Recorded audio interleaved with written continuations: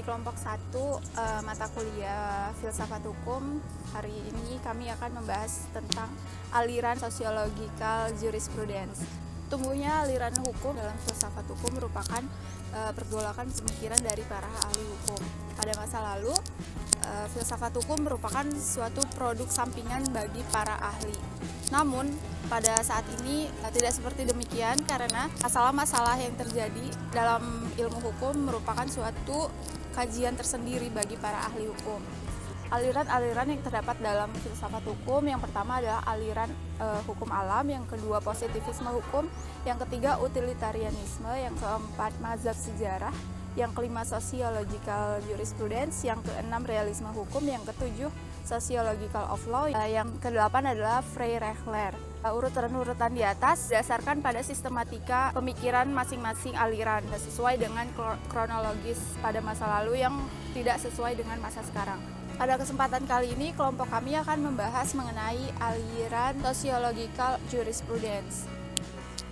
Di sini saya akan menjelaskan tentang sociological jurisprudence. Sociological jurisprudence merupakan suatu mazhab dalam filsafat hukum yang mempelajari hubungan timbal balik antara hukum dan masyarakat. Sedangkan sosiologi hukum adalah cabang dari sosiologi yang mempelajari pengaruh masyarakat kepada hukum. Singkatnya, sosiologi jurisprudence mempunyai cara pendekatan yang bermula dari hukum ke masyarakat, sedangkan sosiologi hukum sebaliknya, yaitu pendekatannya dari masyarakat ke hukum. Mazhab ini mempunyai ajaran mengenai pentingnya living law atau hukum yang hidup dalam masyarakat. Namun, mazhab ini lahir dari anti-positivisme hukum karena sosiologi jurisprudence menganut paham bahwa hukum yang mampu menghadapi ujian akal dapat hidup terus. Yang menjadi unsur-unsur kekal dalam hukum itu hanyalah pernyataan akal yang berdiri atas pengalaman dan ujian oleh pengalaman.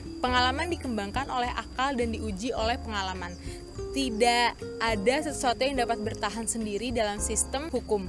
Hukum adalah pengalaman yang diatur dan dikembangkan oleh akal yang diumumkan dengan wibawa oleh badan-badan yang membuat undang-undang atau mengesahkan undang-undang masyarakat yang berorganisasi politik dan dibantu oleh kekuasaan masyarakat.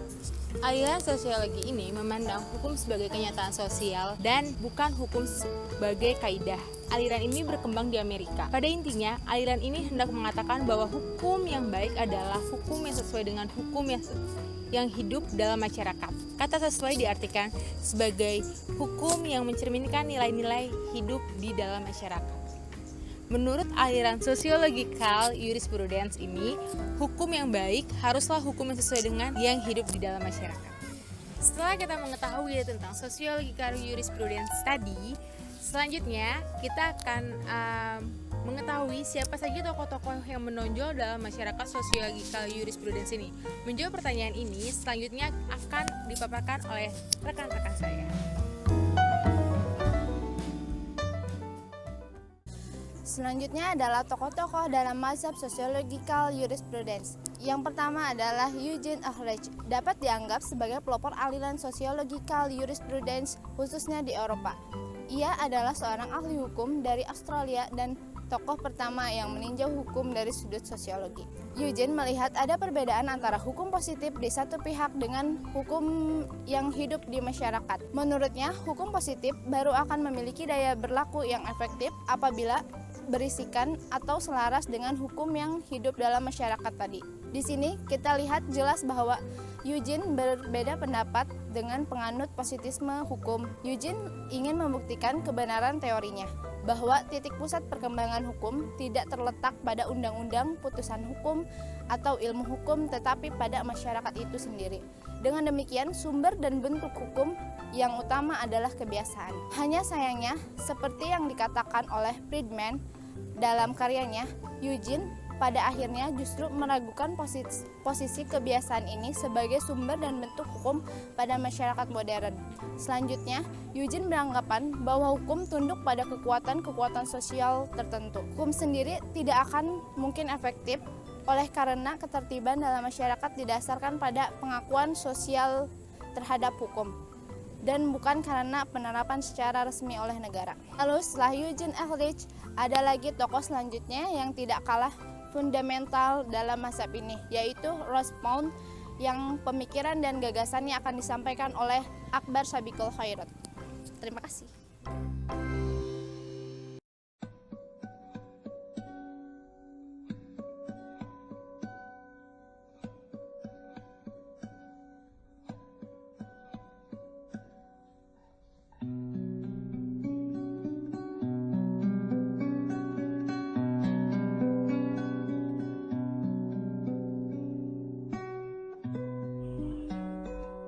Tokoh dalam mazhab sosiologikal jurisprudensi yang selanjutnya yaitu Roscoe Pound. Pound pernah menuntut ilmu di Harvard Law School dan University of Nebraska College of Law. Roscoe Pound terkenal dengan anggapan law as a tool of social engineering, yang artinya bahwa hukum adalah alat untuk memperbarui atau merekayasa masyarakat. Roscoe pun menganggap law as tool of social engineering and social control.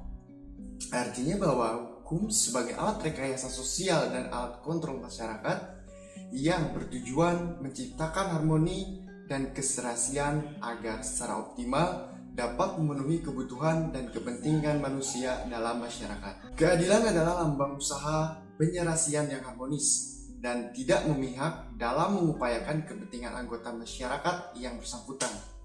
Untuk kepentingan yang ideal itu, diperlukan kekuatan paksa yang dilakukan oleh penguasa negara. Pendapat atau pandangan dari Roscoe Pound ini banyak persamaan dengan aliran interest jurisprudensi. Primat logika dalam hukum digantikan dengan primat pengkajian dan penilaian terhadap kehidupan manusia.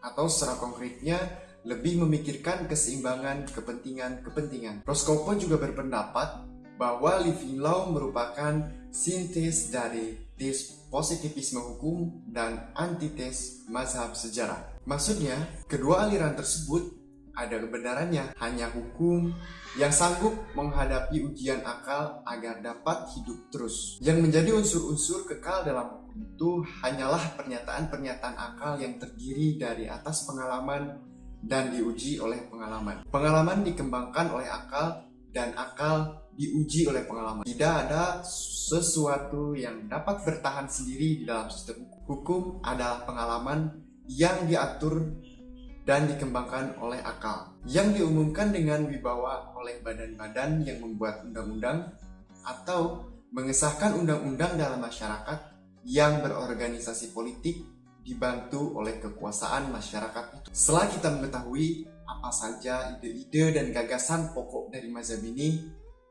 muncullah berbagai kritik dari para ahli-ahli filsafat lain terkait mazhab sosial jurisprudensi ini. Apa saja kritik-kritik yang didapatkan oleh mazhab sosiologikal jurisprudensi ini akan dijabarkan oleh Saudara Muhammad Ihsan dan Saudara Adam Firdaus.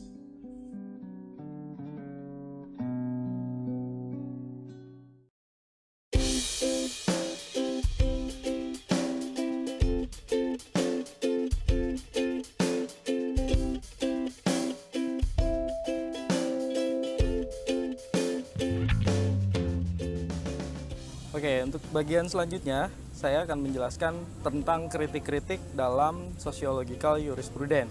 Sekalipun aliran social jurisprudence ini kelihatannya sangat ideal dengan cita hukum masyarakat yang terus-menerus berubah ini, karena mengutamakan bagaimana suatu hukum itu menjadi baik dan sesuai dengan nilai-nilai yang hidup dalam masyarakat, tetapi aliran ini bukanlah tanpa kritik. Program sosiologis jurisprudence milik Pound kelihatan berpengaruh dalam pandangannya, yakni apa yang disebut dengan hukum sebagai social engineering, serta ajaran sociological jurisprudence yang dikembangkannya, di mana hukum yang baik itu adalah hukum yang hidup dalam masyarakat. Aliran ini mengetengahkan pentingnya hukum yang hidup dalam masyarakat, di mana hukum positif akan baik apabila ada hubungan dengan peraturan yang terletak di dasar dan di dalam masyarakat secara sosiologis dan juga antropologis.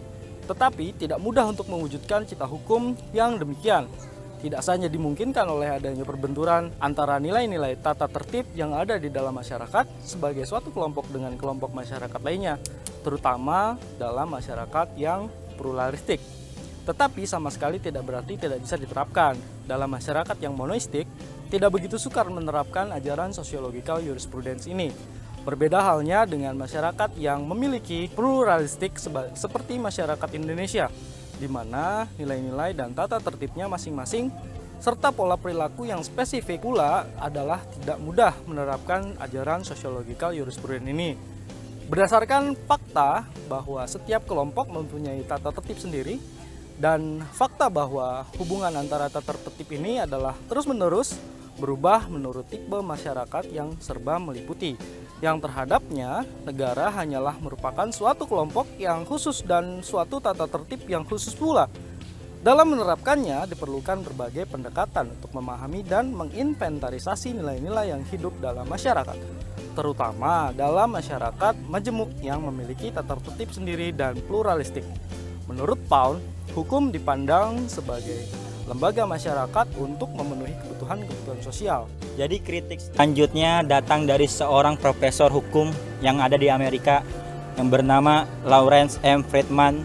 Friedman mengemukakan secara teoritis karya Ehrlich menunjukkan adanya 3 kelemahan pokok terhadap ajaran sosiologis jurisprudensi yang dikembangkan Ehrlich, yang semuanya disebabkan oleh keinginan untuk meremehkan fungsi negara dalam pembuatan undang-undang. Kelemahan itu adalah yang satu, karya tersebut tidak memberikan kriteria yang jelas membedakan norma hukum dan norma sosial yang lain, bahwa keduanya tidak dapat dipertukarkan, sesuatu yang merupakan fakta historis.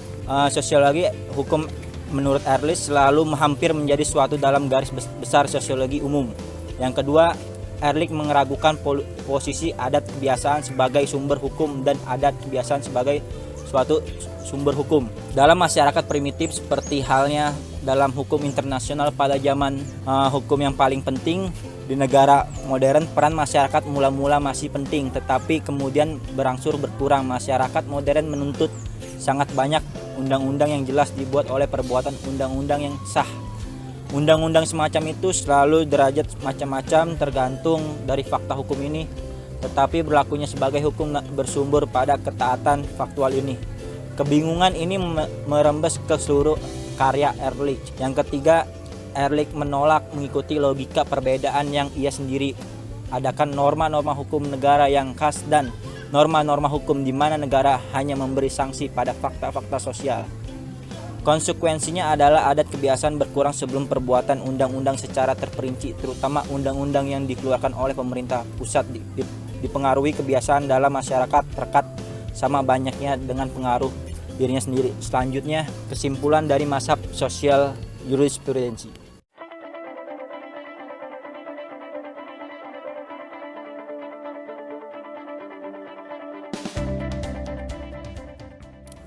Jadi kesimpulan dari mazhab Sociological Jurisprudence, Sociological Jurisprudence sebagai salah satu aliran pemikiran filsafat hukum menitikberatkan pada hukum dalam kaitannya dengan masyarakat. Menurut aliran ini, hukum yang baik haruslah hukum yang sesuai dengan hukum yang hidup di antara masyarakat. Aliran ini secara tegas memisahkan antara hukum positif dengan atau the positive law dengan hukum yang hidup atau the living law. Rescue Pond merupakan salah satu eksponen dari aliran ini. Dalam bukunya An Introduction to the Philosophies of Law, Pond menegaskan bahwa hukum itu bertugas untuk memenuhi kehendak masyarakat yang menginginkan keamanan yang menurut pengertian yang paling rendah dinyatakan sebagai tujuan ketertiban hukum. Dalam aliran Sociological Jurisprudence, hukum menjadi sangat akomodatif dan menyerap ekspektasi masyarakat. Bagi Sociological Jurisprudence, hukum konstruksi dari kebutuhan, keinginan, tuntutan, dan harapan dari masyarakat. Jadi yang didahulukan adalah kemanfaatan dari hukum itu sendiri bagi masyarakat. Dengan demikian, hukum akan menjadi hidup. Aliran sangat mengedepankan kesadaran hukum dan rasa keadilan masyarakat. Akan tetapi, hal ini berkaitan hukum menjadi demikian cair. Kritik yang terbesar yang ditujukan bagi Sociological Jurisprudence adalah dengan pendekatan ini hukum dapat kehilangan taringnya dan tidak ajak. Paradigma ini juga dianggap terlalu mengadiakan masyarakat, telah demikian berkembang sampai pada tahap di mana tidak ada lagi ketegangan pada pranata sosial dalam perumusan tuntutannya. Masyarakat dianggap telah mampu menentukan hukumnya sendiri dan mengecilkan kedaulatan dari penguasa. Jadi aliran Sociological Jurisprudence berkembang dan membahas tentang hukum yang ada di masyarakat. Hanya saja dalam aliran Sociological Jurisprudence membahas tentang hukum yang berkembang atau yang ada di dalam masyarakat itu sendiri. Dalam masyarakat yang monoistik tidak begitu sukar menerapkan ajaran Sociological Jurisprudence. Berbeda halnya dengan masyarakat yang memiliki pluralistik seperti masyarakat Indonesia, di mana nilai-nilai dan tata tertibnya masing-masing serta pola perilaku yang spesifik pula adalah tidak mudah menerapkan ajaran Sociological Jurisprudence.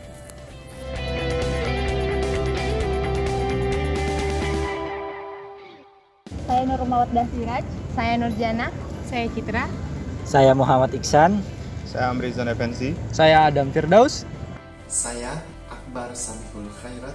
Kami dari kelompok 1, semoga penjelasan kami dapat memberikan manfaat bagi kita semua. Kurang lebihnya mohon maaf. Wassalamualaikum warahmatullahi wabarakatuh.